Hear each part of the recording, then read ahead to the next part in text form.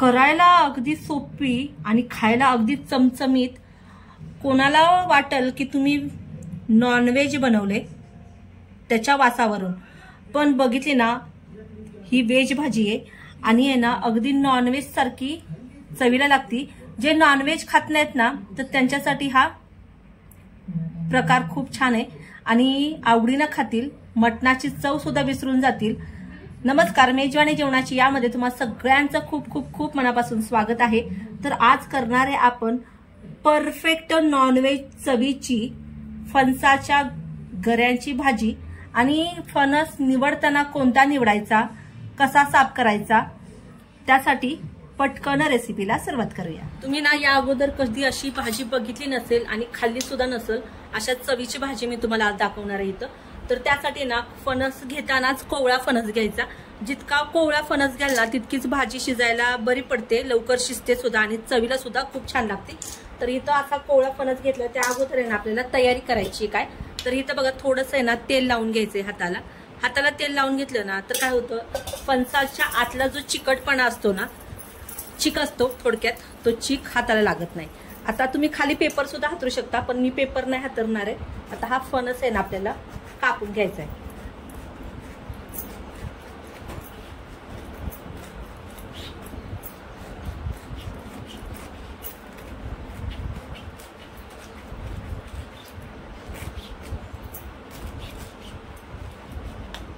ते बघा, आणि माझ्याकडून राहिलं चाकूला आहे ना थोडासा चीक लागतो. तर बघा चीक किती यातून, आणि बघा असा तेल लावून घेतलं ना तर तो चीक आहे ना आतमध्ये हाताला आपल्या बोटाला लागत नाही. आता हा जो मधला देठाचा पोषण आहे याला चीक जास्त असतो, तो घ्यायचा नाहीये. बाजूची घाण आहे ना, ही बाजूची साल मी सगळी पहिल्यांदा काढून घ्यायची. आणि फणस घेतानाच कसा घ्यायचा म्हणजे भाजी करताना, भाजी करायला तो सुद्धा दाखवणार आहे मी. तरी बघा हे सगळं काटेरी भाग आहे ना, जर तुम्हाला घरी काढता येत नसेल ना तर तुम्ही बाहेर आहे ना मार्केटमधून सुद्धा फणस कापून आणू शकता. तर याची सगळी वरची साल मी काढून घेते अशी. ते बघा एवढी भाजीसाठी मी काढून घेतले. आणि हा राहिलेला फणस आहे ना तो सुद्धा आहे ना तुम्ही 3 ते 4 दिवस आहे ना फ्रीज मध्ये स्टोअर करू शकता. तर त्यासाठी आहे ना काय करायचंय, इथं थोडंसं तेल टाकून घ्यायचं यावरती. त्याच्यामुळे आहे ना वरचा जो चिकाचा भाग आहे ना तो तसं तेल लावून घ्यायचं. आणि याची सुद्धा आहे ना रेसिपी तुम्हाला मी लवकरच दाखवणार आहे. याच्यापासून अगदी चटपटीत आणि चमचमीत रेसिपी सुद्धा याची बघणार आहे आपण. तर हे साईडला ठेवूया आणि ही भाजी आहे ना आता धुवून घेऊया आपण. आता यामध्ये ना पाणी घालायचंय आणि भाजी चांगली अशी चोळून धुवून घ्यायची. तर बघा यातलं पाणी कसं निघालंय ते, आणि ही आपल्याला यावर घालून घ्यायची. चवीला जर म्हणाल ना खरंच अप्रतिम चवीची लागते ही भाजी. आता यामध्ये ना सुरुवातीला मीठ घालून घेऊया. यामध्येच आपल्याला बेडगी मिरचीचं लाल तिखट घालायचंय पाव चमचा हळद घालून घ्यायची आहे. इथं नाही मी कसुरी मेथी घेतली, ही अशी क्रश करून घालायची आहे, चव छान लागते. आता यामध्ये ना 1 चमचा धनेपूड घालूया, 1 चमचा आलं लसूण पेस्ट. आता हे आहे ना सगळं याला मॅरिनेशन करून घ्यायचंय.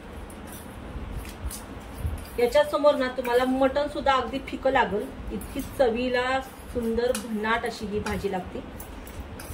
आता हे ना आपल्याला एक 15 ते 20 मिनिटं आहे ना साईडला ठेवून द्यायचंय, जेणेकरून जो मसाला आपण घातलेत ना त्याचं पाणी याला चांगलं सुटेल आणि या भाजीला सुद्धा याची चव छान उतरेल भाजीमध्ये.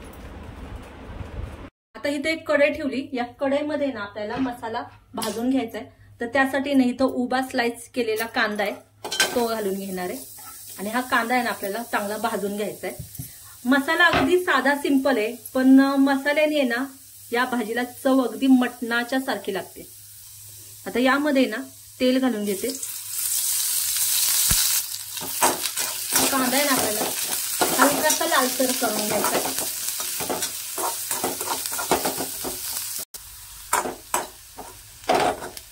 आता यामध्ये ना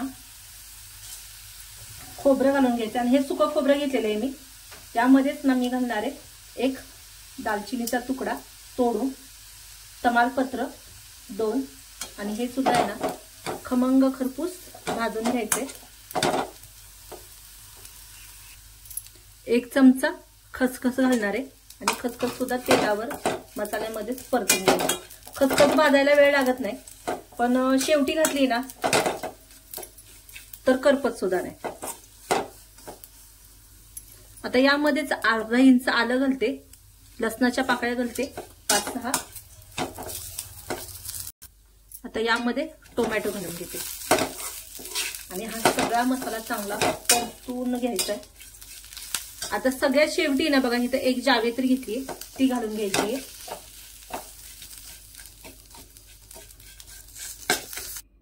आता मसाला ना थंड करून घेतलाय, मिक्सरच्या भांड्यात काढला। यामध्ये ना घरगुती लाल तिखट घालून घेऊया 1 चमचा।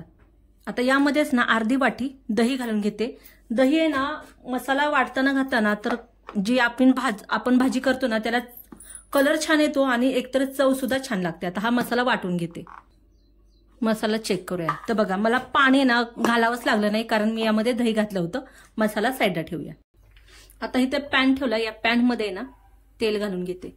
तर 2 ते 3 चमचे तेल घालणार आहे। आता यामध्ये ना बारीक चिरलेला कांदा घालून घेऊया। यामध्येच नाही मोठी वेलची म्हणजे मसाला वेलची घालून घ्यायची। आणि कांदा आपल्याला हलकासा लालसर करून घ्यायचा, अगदी हलकासा म्हणजे गुलाबी रंगाचा करून घ्यायचा।